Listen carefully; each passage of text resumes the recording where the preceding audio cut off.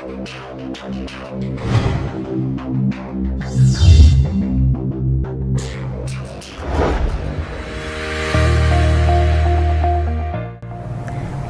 internet access is widely available through smartphones.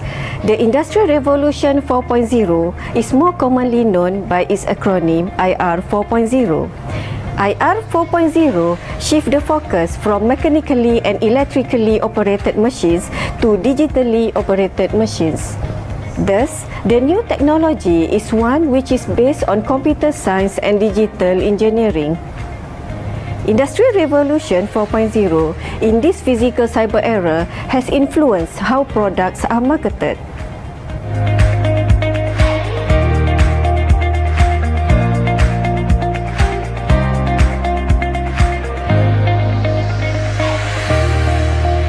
A number of questions are raised to determine the extent of IR 4.0's influence on today's product marketing.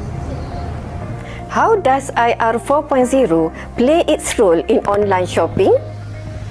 Nelson, in its research on online buying trends in Malaysia, reported that in 2012, the amount involved in online shopping was RM 2.71 billion and was expected to reach RM 5.76 billion in 2015. Transactions through online shopping are made easier because all information are managed automatically. For example, the production of goods in factories automatically starts when they are ordered online, and the process ends when the goods are delivered.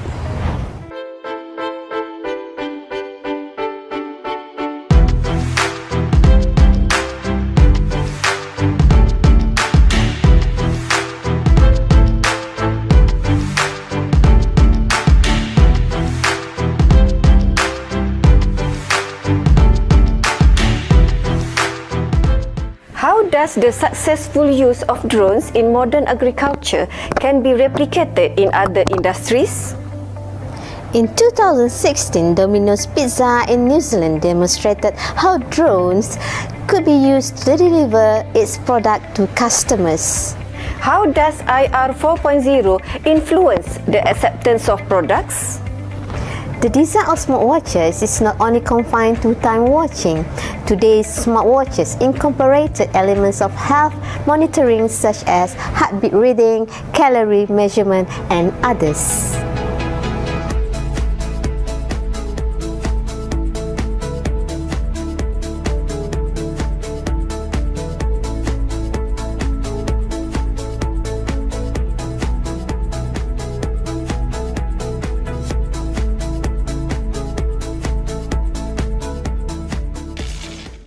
How does IR 4.0 help in producing prototypes? IR 4.0 creates 3D printing, and this helps to produce faster and cheaper prototypes. Possible to freely select the size and shape of the car's information display. No two cars will ever be alike again. They will be individually tailored to customers' needs. The automaker generates design data from the 3D model. How does IR 4.0 influence product appearance? In 2017, Pos Malaysia Berhad succeeded in selling interactive Hari Raya cards, which customers could scan the barcodes to watch videos, images, and listen to music. What is another example where IR 4.0 helps in promoting products? Another example where IR 4.0 help in promoting products. IKEA, for example, lets customers use their smartphones or tablets to identify furniture sizes to suit the space available in their homes.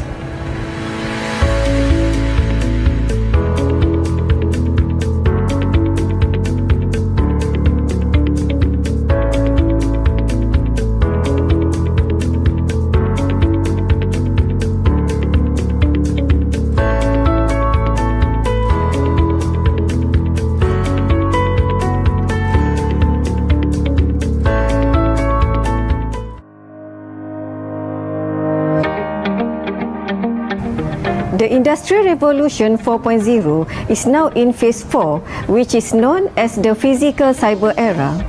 The advance in technology has impacted the way people live and how products are marketed.